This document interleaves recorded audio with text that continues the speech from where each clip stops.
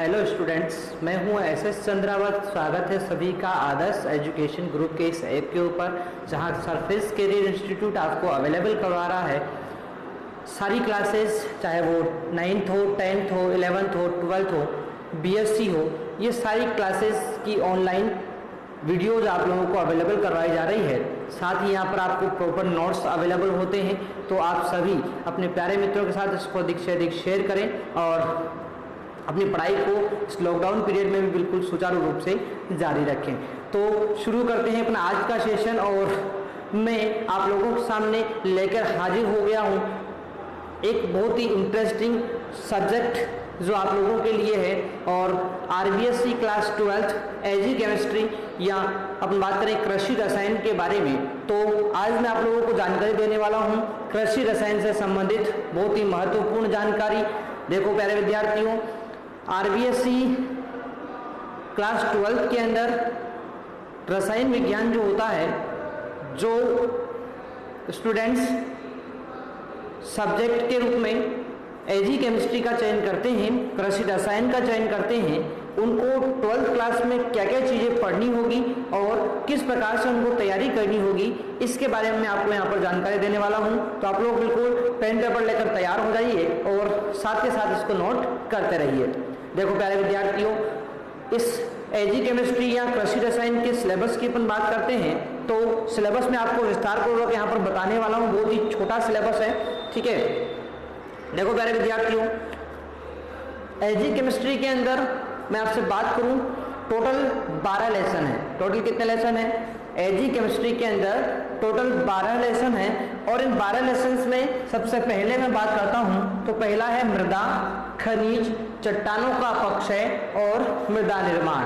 अर्थात इस अध्याय के अंदर अपन इस मृदा के बारे में विस्तार से जानकारी लेंगे, खनिजों के बारे में विस्तार से अपन जानकारी लेंगे, साथ ही चट्टानों का अपक्षय, चट्टानें किस प्रकार से टूटती है, इनके बारे में अपन जानकारी प्राप्त करेंगे।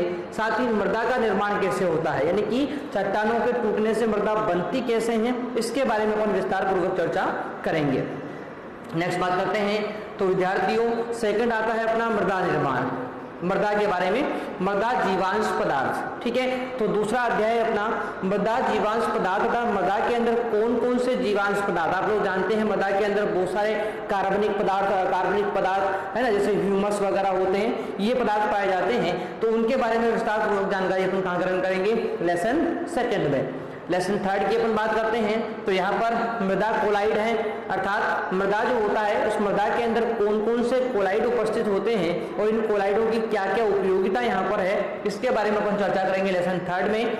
लेसन फोर्थ की अपन बात करते हैं, यहाँ पर आता है आयन विनिमय।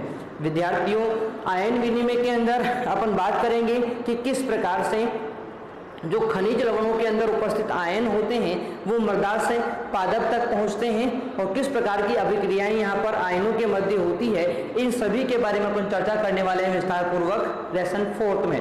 लेसन फिफ्थ की अपन बात करते हैं, यहाँ पर मृदा अभिक्रिया के बारे में बात की जाएगी, अर्थात मृदा के अंदर नाइट्रोजन स्थिरीकरण कैसे होता है, मृदा के अंदर अमोनीकरण कैसे होता है, इसके अलावा मृदा के अंदर किस प्रकार से नाइट्रोजन के यौगिक प्राप्त होते हैं, ये सभी जानकारियां जो है मृदा के अंदर जितनी भी अभिक्रियाएं होती है उन सभी की जानकारी अपन लेसन फिफ्थ में लेने वाले हैं। लेसन सिक्स के अंदर अपन बात करेंगे अम्लीय एवं लवण प्रभावित मृदाओं के बारे में, यानी कि आपके जो विभिन्न क्षेत्र हैं उनमें अम्लीय मृदाएं पाई जाती है, लवणीय मृदाएं पाई जाती है। तो किस प्रकार से ये अम्लीय मृदाएं पाई जाएगी, इनकी क्या क्या विशेषताएं होगी, लवणीय मृदाओं की क्या क्या विशेषताएं होगी, इन सभी के बारे में बहुत विस्तार पूर्वक आपके साथ मैं चर्चा करने वाला हूँ लेसन 6 में।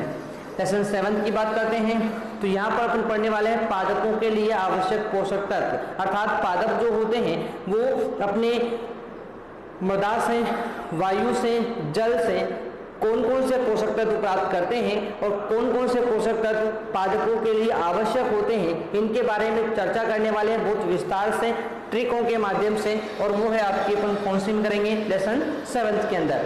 लेसन 8 की अपन बात करते हैं, तो यहाँ पर पढ़ने वाले हैं अपन उर्वरकों की मृदा में अभिक्रिया एवं फसलों में प्रभाव, अर्थात जो उर्वरक होते हैं इन उर्वरकों की मृदा में अभिक्रिया किस प्रकार से होती है और इन उर्वरकों का फसलों में क्या प्रभाव देखने को मिलता है।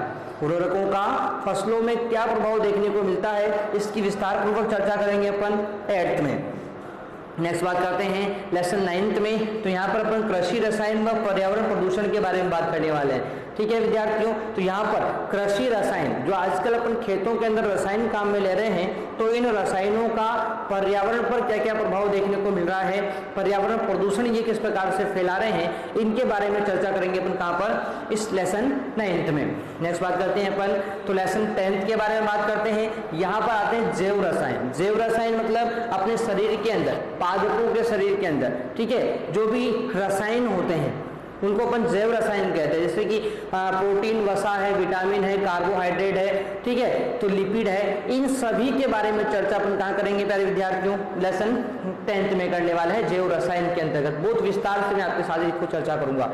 ठीक है, लेसन 11th की बात करते हैं तो जैविक खाद और जैव उर्वरक होते हैं। ठीक है, जैविक खाद और जैव उर्वरक जो होता है ये लेसन 11th है, जिसके अंदर किस प्रकार से जो है वर्तमान समय में दैनिक खाद, जैविक खाद जो होती है इसकी उपयोगिता क्या क्या है और किस प्रकार से ये अपने खेतों के लिए लाभकारी होती है ना। साथ ही अपन जैव उर्वरक के बारे में पढ़ेंगे, अर्थात जैव उर्वरक आजकल की जो वर्तमान समय है, इस वर्तमान समय में जैव उर्वरकों की जरूरत क्यों पड़ी है, क्योंकि आपको पता होना चाहिए कि अपन जो रासायनिक उर्वरक काम में लेते हैं, इन रासायनिक उर्वरकों के बहुत सारे दुष्परिणाम देखने को मिलते हैं और इन दुष्परिणामों को कम से कम किया जा सके, इसलिए आजकल किसकी जरूरत पड़ी है, जैविक खाद की, जैव उर्वरकों की जरूरत पड़ी है। तो ये किस प्रकार से लाभदायक अपने लिए होंगे, इसके बारे में अपन विस्तार पूर्वक चर्चा यहाँ पर करने वाले हैं। और लास्ट अध्याय लेसन 12, इसमें अपन क्या पढ़ेंगे, दुग्ध रसायन। देखो प्यारे विद्यार्थियों, आपका डेयरी केमिस्ट्री जो होता है,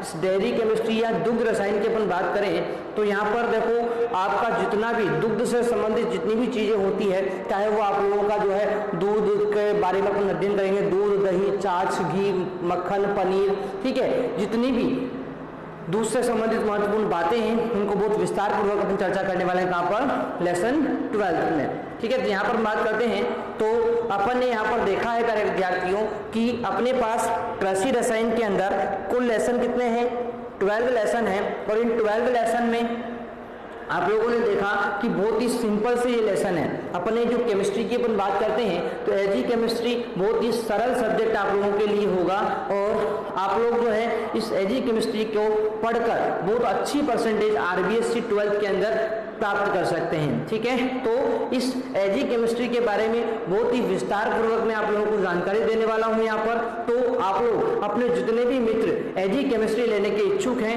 उन सभी मित्रों को यहाँ पर अधिक से अधिक ऐड कीजिए और इस वीडियो को आप लोग लाइक करना ना भूलेंगे। ठीक है, साथ ही आप लोग कमेंट बॉक्स में कमेंट करके जरूर बताएं कि सर हमें केमिस्ट्री लेनी है, एजी केमिस्ट्री लेनी है और आप हमारी तैयारी बिल्कुल सटीक तरीके से कंप्लीट करवा दीजिए। ठीक है, तो मैं आप लोगों के लिए बिल्कुल तत्पर हूं और आप लोगों के लिए मैं ये जितने भी 12 लेसन हैं, इन 12 लेसन को जो एजी केमिस्ट्री के अंतर्गत आते हैं, कृषि रसायन के अंतर्गत आते हैं, इन सारे 12 लेसन को मैं आप लोगों के लिए यहाँ पर बिल्कुल उपलब्ध करवाने वाला हूं। तो आप लोग सभी जो हैं अपने मित्रों के साथ इसको अधिक से अधिक शेयर कीजिए और लगातार आप लोग यहाँ पर क्लासेस ज्वाइन करते रहिए। ठीक है, मैं आप लोगों के लिए रेगुलर क्लासेस यहाँ पर लेने वाला हूँ, तो आप लोग ध्यानपूर्वक इसको कंप्लीट कीजिए। ठीक है, तो ये था आपका एजी केमिस्ट्री कृषि रसायन का सिलेबस। ठीक है, अब शुरू करेंगे अपन एक एक लेसन इनके अंदर से लेकर उनके बारे में बहुत ही विस्तार पूर्वक चर्चा। ठीक है, तो मिलते हैं अपन नेक्स्ट सेशन में, तब तक के लिए टेक केयर,